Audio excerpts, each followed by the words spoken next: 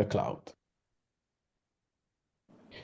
Okay, hi everyone. Good morning, good afternoon, and welcome to the March WISE Zoominar. There will be two speakers today talking about braking-driven RC gas exchanging. The first one will be Alessandro Iafrati with a talk about air entrainment, the gas transfer processing in wave braking events, and later, after 25 minutes, 30 minutes, Luke Deike will talk about the role of bubbles entrained by braking waves in gas exchanging between the atmosphere and the ocean. So different scale today. So from the small scale, Alessandro, to the broader view in the Luke presentation. So I stop share now and I leave Alessandro to make his talk.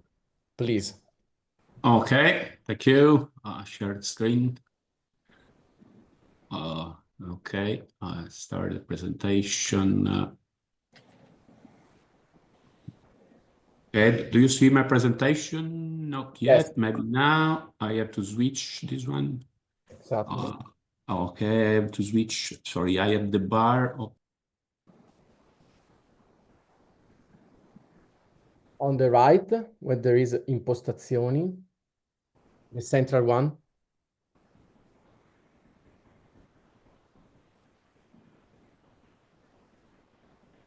You are muted now, Alessandro. You are muted. Okay, sorry. I have the bar of the... Okay. Your screen is not shared. Okay, now it is. Okay. I just have to... I cannot switch to the other way because I have the bar of Zoom that is just... if you move on the right, no, not this one, just not too much. Yeah, but here I have the bar of Zoom. Okay, that's okay. Okay, now, okay. Sorry, it was just saying that. Okay, now you should see it. Yeah, yeah. Okay, perfect. Sorry, it was. So thank you first of all for the invitation, and I hope you enjoyed this presentation. This work is done together with Simone Di Giorgio, who is working with us at the Institute of Marine Engineering, and with Sergio Pirozzoli, professor at the University of Rome Sapienza, where Simone Di Giorgio did his PhD. As to the motivation for this study, I think these pictures that I took from the SOLAS website, I think explain very well how why the bubbles and the braking are very important for the gas transfer and also for many other questions. But in particular, now we are focusing for the bubble entrainment and the gas exchange. So the braking and the bubbles have important effects because of the gas exchange, of course, the heat, but also they contribute to the climate regulation, to the capture of the CO2, and as a consequence also the acidification of the ocean and the uptake of the ocean and many other chemicals.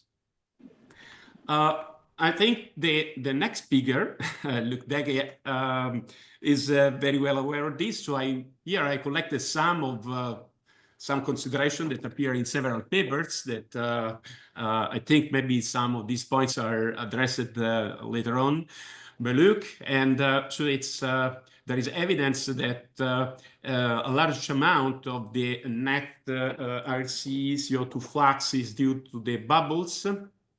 And most of these, transfer occur during the winter and when there are storms or high winds.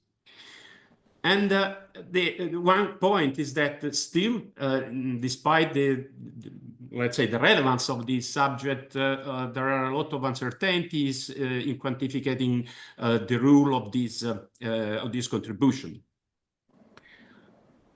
So it's what makes things very complicated is that the phenomenon is largely multi-scale because we go from the tiniest bubbles, which are size of millimeter or even less, but the waves that breaks are order of several meters, but then the full ocean, the full region where you have the fetch or this kind of storm is order of kilometers, many kilometers. The gas flux is usually expressed as the product of the gas transfer velocity by the jump of the concentration in water and air and the early constant, take into account of the jump. In this box, this graph at the bottom right, I took from Vanninkoff review in 2009. It's just a list of elements that contribute and govern the gas transfer, which are the wind forcing and of course the fetch, the wind direction, the surfactants, micron bragging bubbles, and so on. And all these factors enter into and contribute to the determination of the gas transfer velocity. There have been several studies in laboratory, of course. Here I just put a few. Maybe there are much more and many more, but just to start from a few ones. First of all, Merlivat and Memory, they showed that they found that when performing tests in a wind wave facility, they found that when the wind speed goes beyond 9 meters per second, they found that the transfer velocity increased by a factor 3, and this was interpreted as an effect of the bragging and of the consequent air entrainment. An experiment, very dedicated experiment, was done by Asher and his colleagues back in 1996. They produced a sort of simulation tank for whitecaps, and they used this facility to study the gas transfer velocity using different species, and also the effect. They took into account also the effect of surfactants.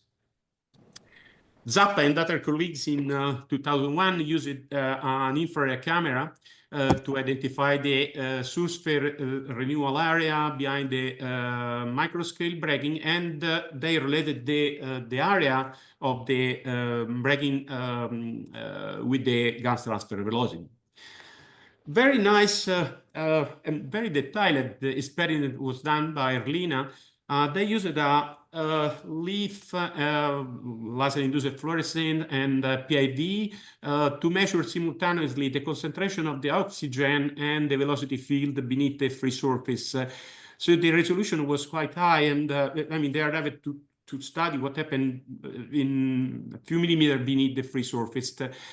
In this case, the flow, the turbulence, is generated by a grid that is at the bottom of the tank. But in this case, although the experiments were very, very interesting, there are no bubbles. So it's clear, the study in detail, the changes through the interface and the rule of the, let's say, of the turbulence, but not what happened in presence of the bubbles.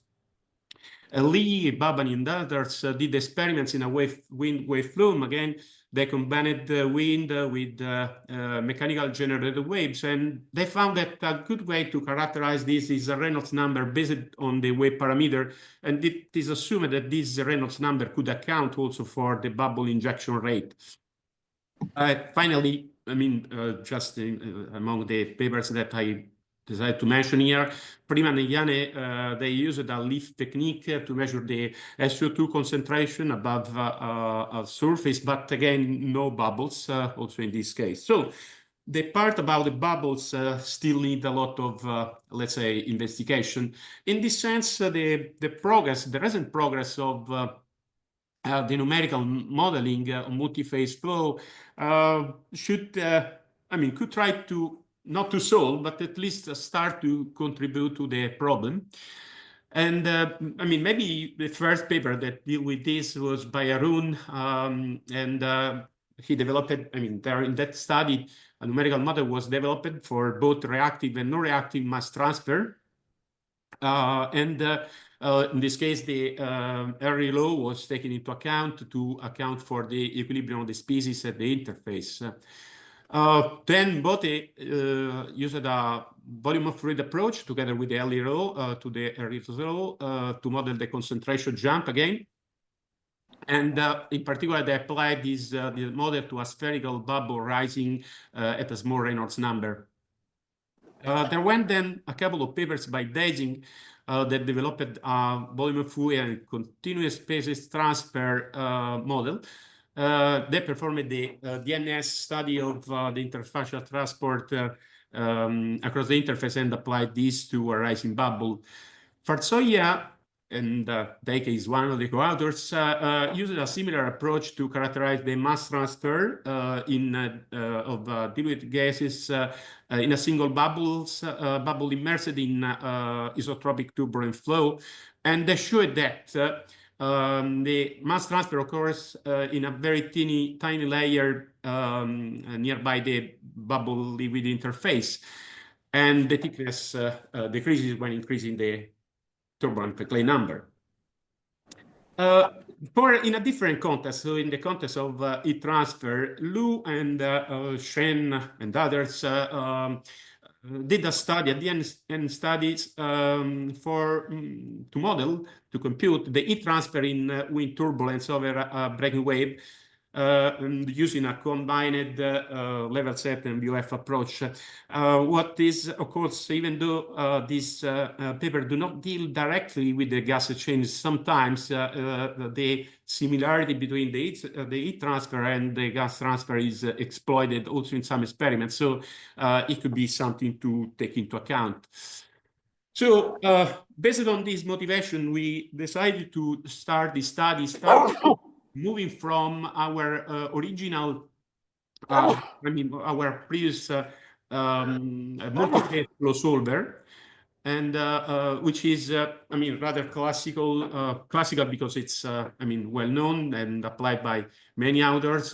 Is a Navier-Stokes solver, multi-phase single fluid, and coupled with a volume of fluid method to track the interface position. And the model has been published in a couple of papers, has been thoroughly validated and applied in a couple of papers in the past, so I don't go too much into the detail. And so it's based on Adam Bashford for, the time integration is Adam Bashford for convective terms and Frank Ingolson for diffusive terms. And as to the spatial discretization, first of all, it's based on a staggered layout, and second order discretization with energy preserving schemes used for the convective terms. Oh, by the way, sorry, the pressure equation is solved by using the Hyper library. Also, rather standard is the model for surface tension, so I don't go too much into the detail, but just to say that we use the continuous surface approach that was introduced by Brackbill in 1992, but then it was improved by others in the following years. And so the curvature, as in many VOF approaches, is computed by using the I function, or in other cases by using the less square based approach. For the interface, we use the geometrical interface tracking using the Plick method. And these are just some examples. But again, this is something that we just followed what was proposed by Weymouth and Yu in 2010. What is different with respect to the previous paper we have been dealing with is about the mathematical model and for the gas concentration. So we introduced the time evolution for the spaces in the liquid and the gas, but then we enforce the continuity of the normal flux across the interface. This is we just we use essentially basically the same scheme that is used by others in this context, and it is assumed that the transfer of the species do not cause changes in the volume and the mass. And the standard assumption for the chemical, the continuity of the jump in the chemicals is also accounted for based on the area laws. When we use the single fluid, as we do for using the VOF approach, we introduce, the average, the weighted average of the concentration and of the fluxes, and the diffusivity at the interfacial cell is computed by using the harmonic mean, as it was introduced and suggested by Harun in 2010. Again, this is the numerical part. So for the numerical part, essentially we use about the same scheme used for the Navier-Stokes solver, but for the diffusive terms that are used in this case, for which we use an implicit Euler solver, Euler scheme, sorry. And again, it's centered second order discretization for all these terms. Okay, now let's try to, based on this, we apply this to a web breaking problem. So, okay, we use the same condition that have been used by many authors in the past. And in this case, we just introduced a small perturbation to the initial condition just to, let's say, to trigger the stability in the three-dimensionality, if you like, of the free surface. So the initial free surface elevation is assigned as the steep Stokes wave. And in the simulation that we are going to see next, the surface tension corresponds to 30 centimeter wavelength. Then we did studies at three different steepness, so 0.25, 0.36, and 0.50, just to have a regular wave, a spilling breaking, and plunging breaking. We did simulation at two different Reynolds that corresponds to two different scales. So the first one is 10,000, corresponds to a wavelength which is 2.2 centimeter, and the other one, 40,000, it corresponds to 5.46. And the gas concentration at the very beginning is just a sharp distribution, so a sharp jump across the interface. So it's 1 in the air domain, and it's 0 in the water. And then we start the simulation. The computational domain is 1 wavelength in the x direction, in the longitudinal direction, and half wavelength is span-wise, and 2 times the wavelength is the height of the computational domain, and this discretized by, as you see, 1,152 cells in the longitudinal direction, and so on. The study is done by using a Smith number 4. It's quite low, of course, but this is the maximum that we assume it could be, let's say, correctly modeled with the present discretization. The model was, the numerical model was validated into typical cases. So in this figure here, in the figure that you see on the top, you see the static bubble, and in particular, a convergence study has been done in order to see how many grid points per bubble you need in order to accurately capture the, let's say, the gas transfer velocity. And beneath, there is the rising bubble, and so you see how the Sherburne number varies with the Peck-Cliff. Then we apply this to the breaking, I mean, to the wave evolution. What you see in this movie is this is a movie that where the colors represent the concentration. So the yellow is the let's say is the gas. And whereas the black is when there is no gas. The blue here that you see here is just an effect of the position of the camera, so it disappears when the movie starts. So let me start the movie. Okay. Okay, so this is the breaking, and the color that you see here, this is it's the distribution of the concentration of the gas. And now the camera gets down, you see the different stages of the breaking process, and how let's say the structures, the vertical structure contribute to the diffusion of the spaces in this case. Okay, now in these two movies, you will see the gas flux at the interface. As you can see here at the very beginning, the gas flux is maximum and it's red, but this is just because we had the initial transient that is very sharp. So we have this sharp jump in the density, in the concentration. But as you will see when the movie starts, this jump disappears as soon as okay, where is the map? Okay, as soon as the simulation starts. So it's this jump is. I mean, affect the simulation only at the very beginning, and then here we have the breaking, and then there is the gas flux there, and you see the difference in the scale. So in this case is let's say it's spilling, so it's not a strong. There is not a strong air entrainment, but you see the color that represent the gas flux, and at the free surface. And this is the same, but in this case, it's at 0.5, so the bragging is much more intense with a much larger amount of air entrainment. And of course, you see that when you increase the Reynolds number, the fragmentation is much higher, and also the structure are much finer, of course, as expected. In this movie, you can see here the concentration in a slice, vertical slice. So on the left, it's on top, you have the Reynolds number 10,000, on the bottom 40,000. And on the left, you have the regular wave. I mean, so you see that the diffusion is very, very limited, of course, whereas when you move from left to right, you see that the effect of the air entrainment and of the intensity of the bragging, of course, contribute to the spreading of the concentration much deeper and with a much higher amount of gas transfer occurring. These are just some snapshots of the fluxes on the right of the concentration, two-dimensional concentration on the central column, and on the three-dimensional view of the concentration on the left. Then now let's try to see something more quantitative.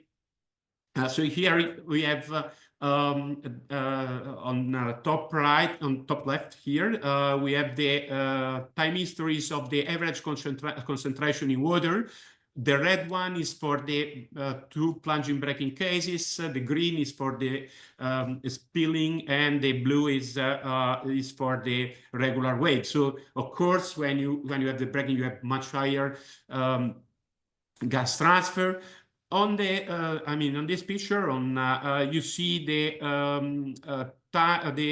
let's say the non-dimensional energy dissipation rate. So it's the Alessandro, sorry, Alvise here, if you can, yes, move to present the results and to the conclusion, to leave some time for So okay, I have a few minutes to the next speaker. Sorry, thank you very much. Okay, so in this figure you see the time derivative of the wave energy, the area of the air-water interface, and the computed gas transfer velocity. The gas transfer velocity is computed by using that relation. So where we use at the denominator, we have the jump in the concentration. Now, what we see is that, of course, there is this increase when there is an increase on the steepness. By the way, you see that the gas transfer velocity has these spurious effects that, however, gets out as soon as, just in 0.2 wave period is off. What is interesting here is that there is a strong correlation between the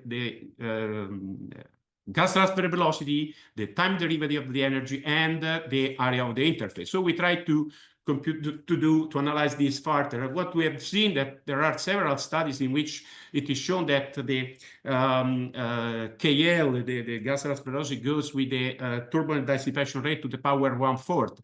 In this case, for our simulation, it's difficult to isolate the turbulent dissipation rate because it's very unsteady, so we cannot do the statistics.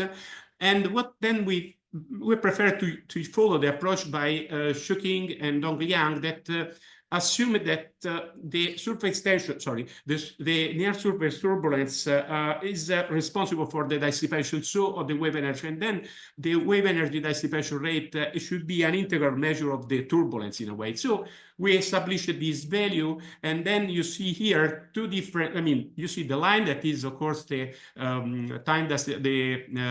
energy dissipation rate to the power 1/4, and then the empty symbols that represent the gas transfer velocity computed by using the actual area of the interface, where the full symbol represent the one computed by using the water plane area. That is what you would do in a field measurement, because you don't know the detail of the area. So it's important that to account for the actual area of the interface in order to match this kind of scaling. Now, let's try to see then something more quantitatively. First of all, here in this table, I I've listed all the data. In particular, is if you have seen for 40,000, I have provided 3 different steps, and this is because there are different. When we look at this, the time history of the energy, which is this one, you see there are different stages, and then I say, okay, let's try to evaluate this in different stages in order to see if they correlate, and this is what I showed before. And whereas in this case, it's in this case, so for the 0.5 steepness, it's much, uniform. Then the value that I have shown before are for Smith number 4. So now how to get to something that is more realistic? So usually is 660.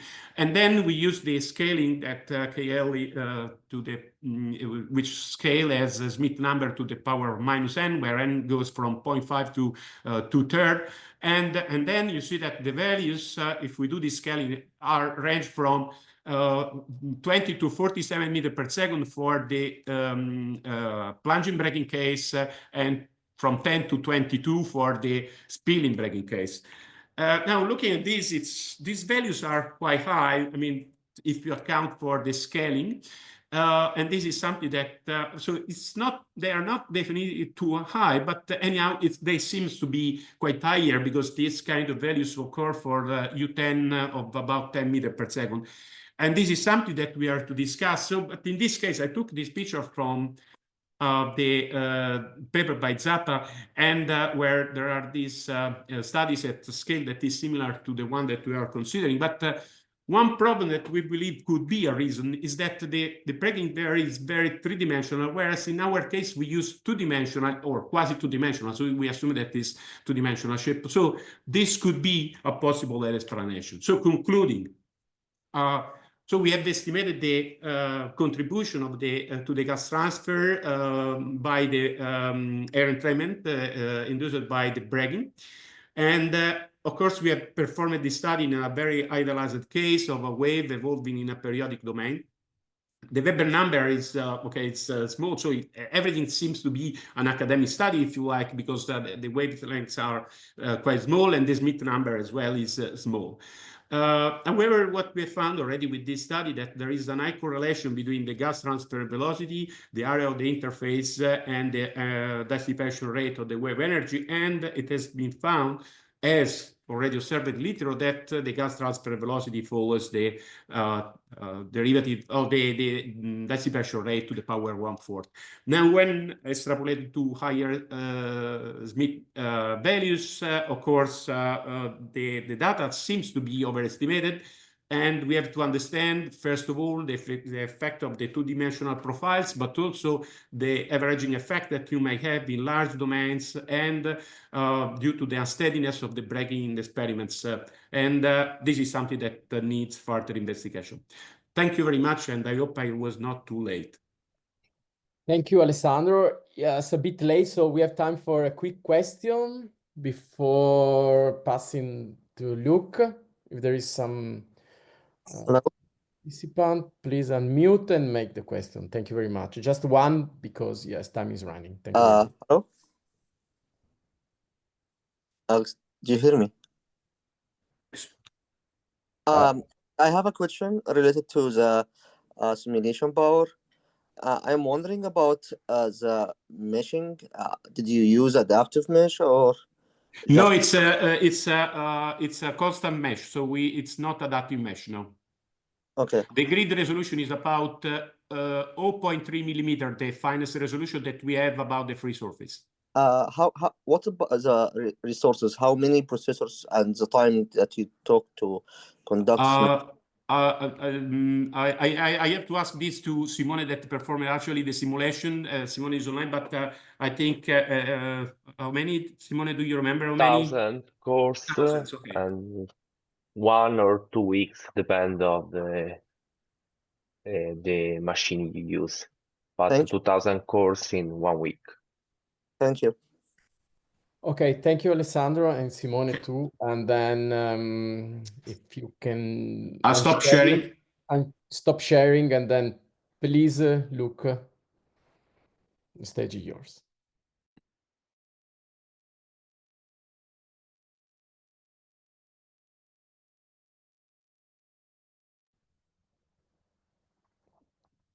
Okay, which screen are you seeing? Perfect. Perfect. Okay. You can start. Good. Cool. Okay, thanks a lot for the invitation. So I'll continue. Thanks, Alessandro, for this wonderful piece. It's really neat to see this. So all what I prepared is kind of like to talk a bit more broadly about the gas exchange models and how they can be modified to account for some of the waves and bubble physics that Alessandro just discussed. So I'm gonna go very quickly on the introduction because we had all of this already.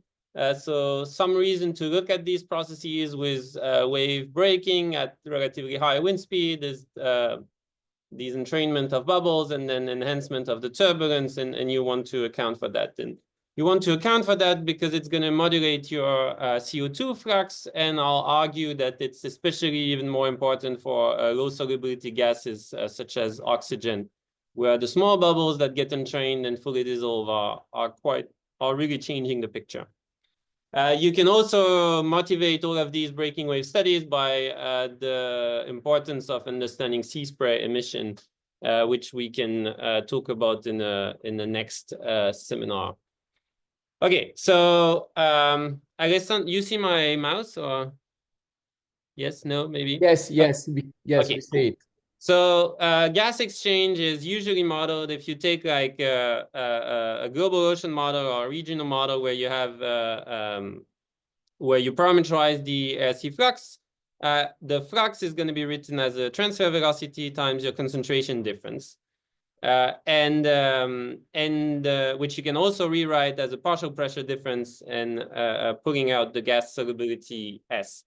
And so the whole game, if you do large-scale parameterization, is to predict this gas transfer velocity, term Kw, and most of the formulation are going to write this as a function of the Schmidt number to some power times the wind speed at 10 meters to some power. So you're effectively burying all the nice physics that we just talked about into these simple functions.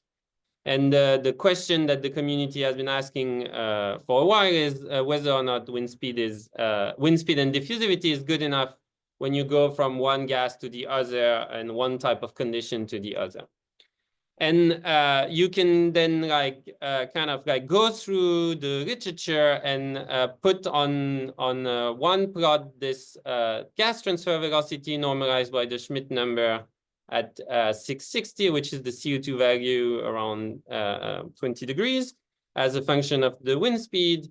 And all these different symbols here, all the circles are various eddy covariance data that are in the literature. And then the red line is the parameterization from 1 nCarf that's with the square of the wind speed. And then you have all sorts of other lines, which are other parameterization that were proposed in the literature at some point. And so you can convince yourself when you look at this graph that if you take data at 15 meters per second or so,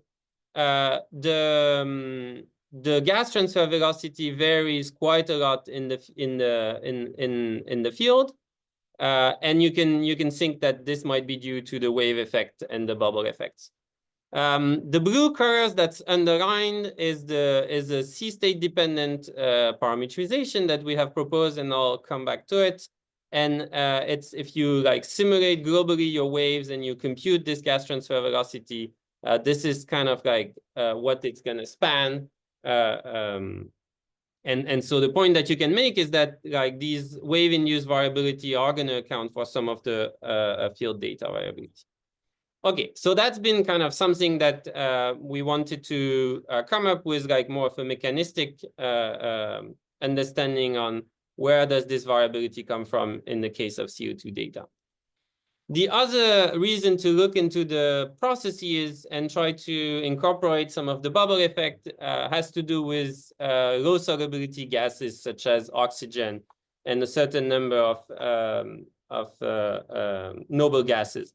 And so here I am showing the supersaturation collected by Rachel Stanley in the field over several months, where there is a systematic supersaturation in noble gases concentration in the water that's attributed to bubbles to basically the wind speed. Like if you look at this curve, it correlates very nicely with the wind speed seasonal distribution.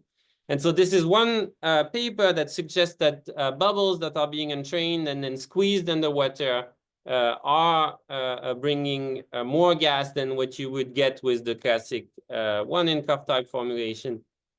And you have like a very large literature, theoretical and observational, that discuss this effect due to the small bubbles and the fact that they are going to be important for gases like oxygen.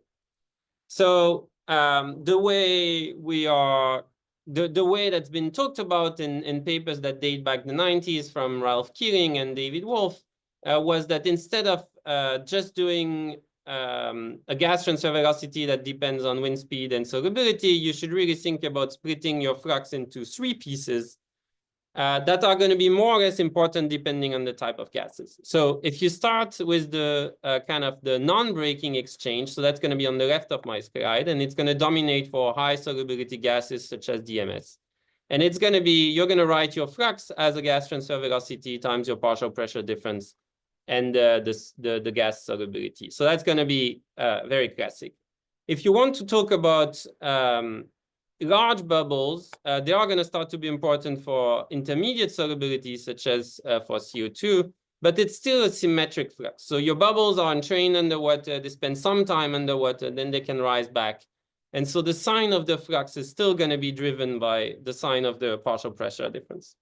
And then there is a third type of transfer, which is due to the small bubbles, which corresponds to small bubbles that are entrained deep and get squeezed and fully collapse underwater. And this flux has to go into the water. So it doesn't require information about the partial pressure in the water. It's a type of flux that's going to go only inside the water. So again, the 2 flux on the left are kind of the ones that are classically considered, and they are symmetric. And the one on the right is the one that's been kind of elusive for oxygen. And if you, since you have been, several of you in this call have been looking at the data that come out of your tower in Italy, where you have these deep bubble plume entrainment when you have storms. And so this asymmetric flux in these like kind of peculiar configuration where you entrain bubbles deep into the water are going to be, it's going to be important for various types of gases.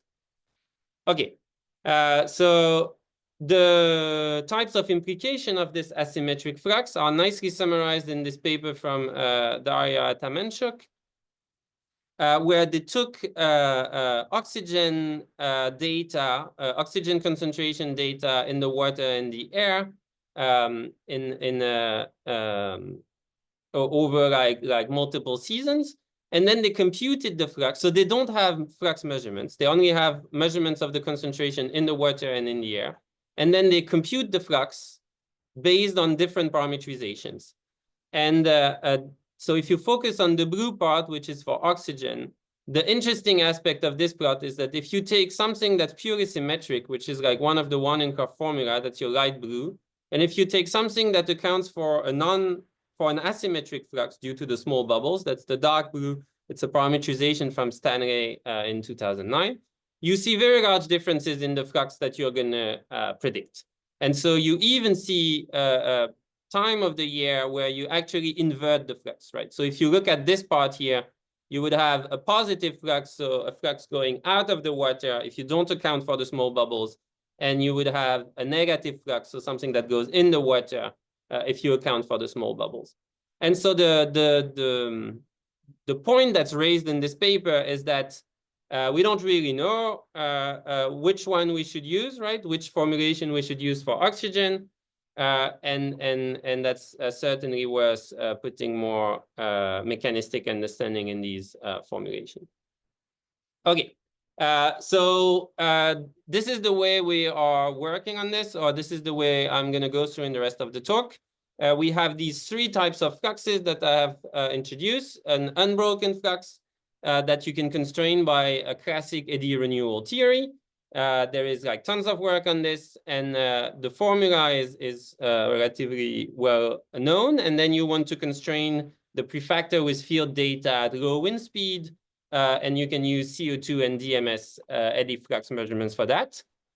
The second step is to constrain sea-state effect and large bubbles. And so you're going to want to use some theoretical framework that account for your bubble entrainment and size distribution, and some model for gas exchange. And again, you're going to use field data, this time at moderate to high wind speed for CO2. And then the last piece, which is really the new part that is currently in the review, is to constrain the small bubbles that get fully dissolved and lead to an asymmetric flux. And for that, we're going to use new data on noble gas supersaturation. So I'm going to go through this. So the unbroken transfer is the one that we already introduced. So the formula is still the same. And then your transfer velocity is given by eddy renewal theory.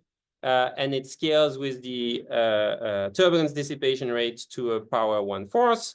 And so you end up, if you take that this epsilon nu, when you use the viscosity, epsilon is the dissipation rate to the 1/4. This scales more or less linearly with the wind friction velocity.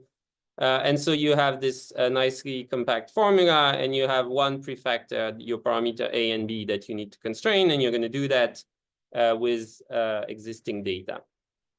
The second step is my large bubbles. And so that's work that you can take the formula that are in Keeling 93, and then we updated them in our 2018 work. But the bottom line is that you are now writing your bubble transfer velocity, KB symmetric here, as a volume that is being exchanged divided by your non-dimensional solubility. And your volume that's being exchanged depends on the bubble size distribution that you're entraining, that's your QRB, and then the efficiency of each of the bubbles to exchange gas while they spend during their underwater journey. And so this red parameter is going to depend on how deep you're putting your bubbles, on how fast they rise back to the surface. This gives you kind of a residence time, and then your individual exchange rate.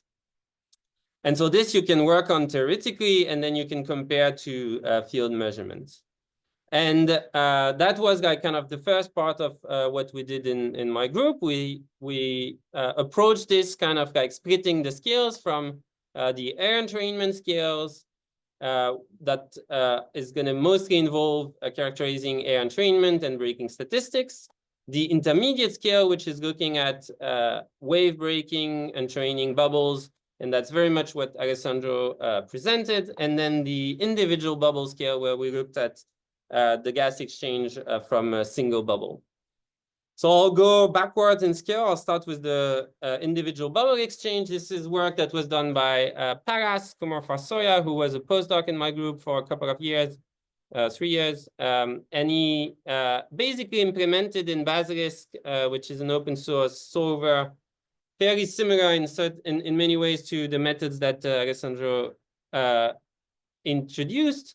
And so what you see here is kind of similar to the breaking wave movie that you saw before, but it's just for a single bubble. So you put a bubble in a turbulent flow, and then you see the gas diffuse out of the bubble in this case. And in another set of method, so in this case, the volume of the bubble was not changing and you were exchanging gas. So you're kind of assuming that you dilute. And then you can also do the configuration where you the bubble shrinks at the same time it's losing gas, and that's the case in the right. So Paras developed these methods, or adapted methods that were in the literature that were cited in the previous talk. And so you can take those and then look at the fields, the concentration field, and how they correlate to the turbulence field. You can see, you can look at the thickness of your diffusive boundary layer when you increase the Schmidt number. So the two panels on the right show this, right? You have here a Schmidt number of 1, which corresponds to a Peckley of 200. And you see that as the simulation progress, you're like creating these kind of patterns of gas that move away from the bubble, and they match the vorticity pattern. And if you look at a higher Schmidt number in the same flow, you see much thinner patterns because your boundary layers are much thinner. You can kind of come up with a scaling that predicts your transfer rate of your individual bubble, and that's basically your eddy renewal theory, and that was like already proposed by Lamont and Scott in the 70s. And then you can look at your transfer rate, non-dimensionalized, so that's your Sherwood number as a function of the Reynolds number, and you can convince yourself that you're recovering this scaling in terms of the Reynolds number. You can plot it in terms of the Schmidt number, and again, you're kind of like confirming this Schmidt to the -1/2 times something that depends with the turbulence dissipation rate.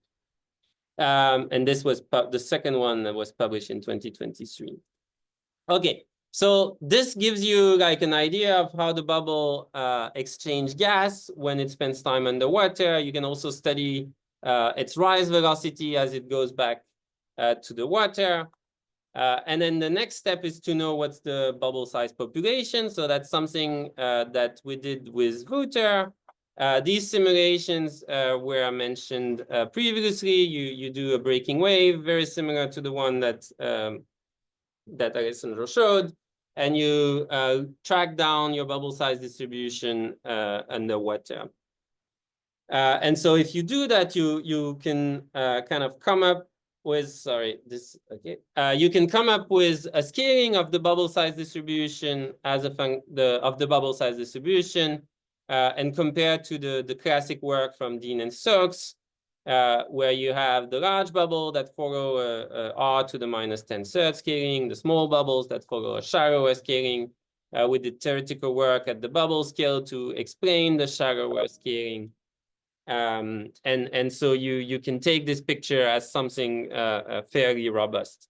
I wanted to make one advertisement for work on breaking wave forced by high wind speed by Nicholas Capin in my group, and he's going to present at WISE, so in Seattle in May. So if you want to learn about what we have done, kind of adapting this configuration, but now with high wind forcing, you should go to that talk in May.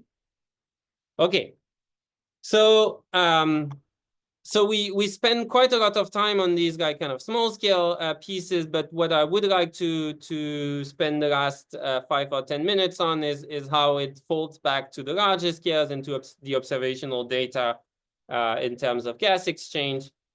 For that, we need one more step, which is constraining air entrainment.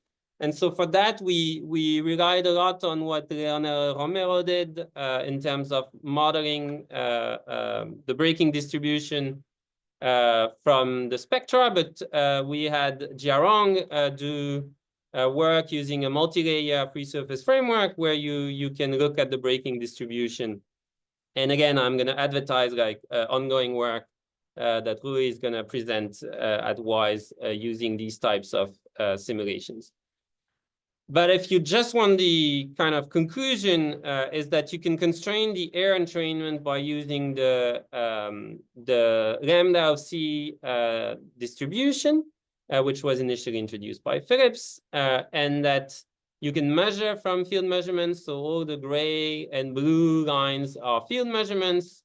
The reddish lines are the numerical simulation from Jiarong using the multi-layer framework.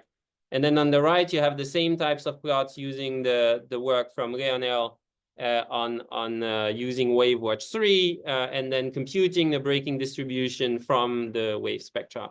And so the conclusion of this work is that if you want to know what's your air entrainment, you can use your breaking distribution. You can relate air entrainment to the third moment of your breaking distribution.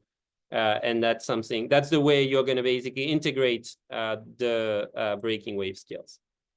Okay, so I told you a little bit about how to think of the smaller scale. I told you a little bit about how to think about the breaking wave distribution. And we can now recombine all of this to model gas exchange. And so it goes into this double integral for your gas transfer velocity due to bubbles, where you're going to integrate over all the breaking waves traveling at various c. So that's your integral over dc and lambda c. And you're going to integrate over all of your bubbles of size rb. And your term FL, that's a function of rb and c, is going to be the flux of your bubbles of the different sizes. And so that's going to be combining the bubble size distribution Q times your efficiency factor E. And your efficiency factor depends on the property, depends on on how fast the bubble rises and how fast it's exchanged and how deep it was put in the water. Your bubble size distribution is set by the breaking wave. And then you have some prefactor that depend on the strength of the breaking wave. So you can compute all of this if you know what lambda is, which you can get from WaveWatch 3 modeling or from field data if you have them. So you can compute these integrals and then get your transfer velocity and then compare to field data. And you can also propose a simplified formulation where you use how lambda scales with U star and the significant wave height. And you come up with a simplified formulation where you only keep one wave parameter. Instead of integrating over the full spectrum, you have one parameter HS for the waves, and then you keep one parameter for the wind. You have a scaling with the Schmidt number that is about -1/2. So that's the classic stuff. But you also got a scaling with the solubility, because hidden in these formula, there is a dependency in solubility. Because how deep you're putting the bubble is going to affect the exchange rate, and the solubility is going to be accounted for. Okay, so if you trust that we have done reasonable work, you're left with like one prefactor to deal with. And so that whole framework was originally described in our 2018 paper, and then we kind of updated it with more data, which with you. Zoo in 2023. And so if you take like the data sets that I presented initially, where you have large scattering, you have gas transfer velocity at high wind speed, instead of plotting it as a function of wind speed, you plot it as a function of your transfer rate due to non-breaking effects, and then your transfer rate due to the large bubbles. And what I've been arguing is that you're kind of reducing the scatter in your data by doing this, by looking at the transfer velocity in this way. Look at Lisa here. If you 3-4 minutes, if you can. Yes, I'll some time for questions. Thank you. Now. Okay, so so that you have it, and so you can implement it in a large scale model. And now I'm gonna quickly tell you how we constrain oxygen. Or we constrain the small bubbles effect. And so we used lab data from gathered by Rachel Stanley in the Sustain facility in Miami and published in 2022. And what Rachel did is that she measured the supersaturation of noble gases as a function of for high wind speed. And so when they run the Sustain facility at very high wind speed, they have a flow that's basically completely controlled by the flux due to the bubbles. And what they then observe is that if you plot the supersaturation as a function of your non-dimensional solubility, you see that it's your supersaturation strongly scaled with that parameter. And so oxygen would be around here. It's similar to argon in terms of solubility. So you end up with a 5 or 6% supersaturation. And CO2 would be down there. It's more soluble gases. And so the supersaturation, according to this kind of empirical data, would be relatively small. And so we, again, went back to the Keeling formulation for this asymmetric flux. And estimated it based on the small bubble being injected and then the larger bubble getting squeezed. And we computed these terms, and then we went and compared the predicted supersaturation against the lab data from Rachel. And so if you look at the circles are my modeled calculation of the supersaturation. You have two terms, one due to the larger bubble getting squeezed, one due to the smaller bubble fully dissolving. And you need to account for both these large and small bubbles to get to the circles. And then you're able to describe your lab data quite well. And so you can explain this empirical scaling of the supersaturation with solubility in these flow that are dominated by bubbles. Okay, so now you have kind of a full picture where you have your flux due at the flux at the surface without the bubbles, the flux due to the large bubbles, and then the flux due to the small bubbles. And you have constrained all of that with different types of data sets. And so the next step was to, and so this illustrates like this transfer velocity for oxygen and CO2, and then this asymmetric term for oxygen and CO2 using these formula. And so basically your flux is enhanced for oxygen compared to CO2 because your solubility is much smaller. And so then what we did is we turned to colleagues in the geoscience department and at NOAA GFDL, and we implemented these formula into the GFDL global ocean circulation model coupled with the biogeochemistry model. We're forcing this with the JRA wind speed product, and the wave information comes from offline calculation using WaveWatch 3. And we have two papers in review, one led by Paridi Rustogi, who is a grad student in geosciences on CO2 fluxes, and then a paper that I led on the oxygen flux. And I'll give you just the short summary for oxygen, which is, if you look at your total flux in our new formulation that account for wind waves and bubbles, it's the top panel. Let's just look at one of the season. If you look at the asymmetric contribution, you see that you are like increasing uptake at high latitude. And because this is asymmetric, it's only going in one direction, right? And then if you do the difference of your flux versus simulation done with MOM6, but with the 1-in-cup formulation that's purely symmetric, you see very strong differences in the uptake of oxygen at high latitude. And so what you end up getting when you do the global budget of oxygen is that this asymmetric contribution allows you to put much more oxygen into the ocean, which is in agreement with observational constraint. And it's illustrated here when you look at of oxygen data from Argo floats that were provided by Seth Bushinsky. So the green points are the measurements of oxygen in the Southern Ocean in wintertime. The blue is our MOM6 runs with the new bubble formulation. And the red are the kind of classic simulations with MOM6 with the 1-in-cup formulation. And you see that if you only consider this symmetric term from 1-in-cup, you're missing like a fair amount of oxygen in these high latitude region where the winter storms are important. And I'll stop here. Happy to take questions. Sorry, I went too far in time. It's okay. Thank you very much. Great talk, Tuk. So look, there is time for a couple of questions. So please unmute and make the question.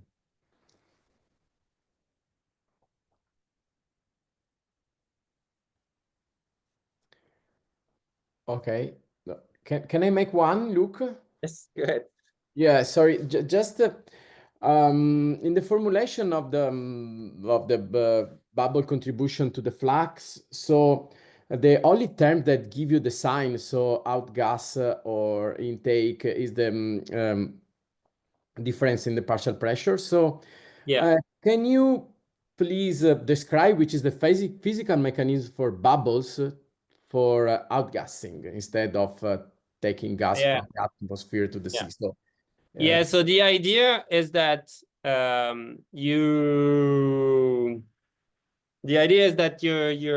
if you have, so in the case where you have more gas in the water than in the air, it would be that you entrain a large bubble, it spends some time underwater, it picks up gas while it's underwater, and then it goes back at the surface, and when it goes back at the surface, it releases the gas. In practice, as you know, the regions where you have a lot of bubble and a lot of outgassing are actually fairly rare. So how much that really happens is really not clear. And I guess you're facing data which have this like kind of peculiar configuration where you have lots of bubbles and you have a partial pressure difference that goes towards the air.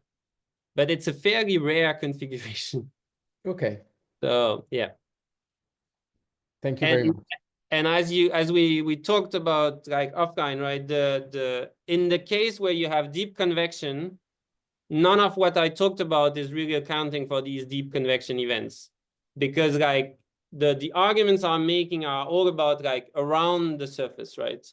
So in the case where you're bringing the bubbles very deep down the water column because you have strong vertical water velocity, I mean, I think the way people have looked at that is in coupled model where you can solve for the ocean circulation.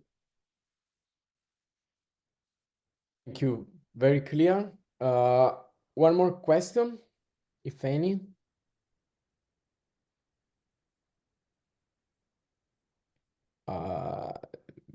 No more apparently. So if anyone is interested, of course, can contact the two speakers offline. So there will be no Zoominar in April and May because of in-person WISE meeting in Seattle. Probably most of us will be there, so we can continue discussing. So I thank the two speakers for this successful Zoominar. So the number of participants were pretty high. So thank you very much for participants too. And see you at the next occasion. So I stop recording and thank you very much again.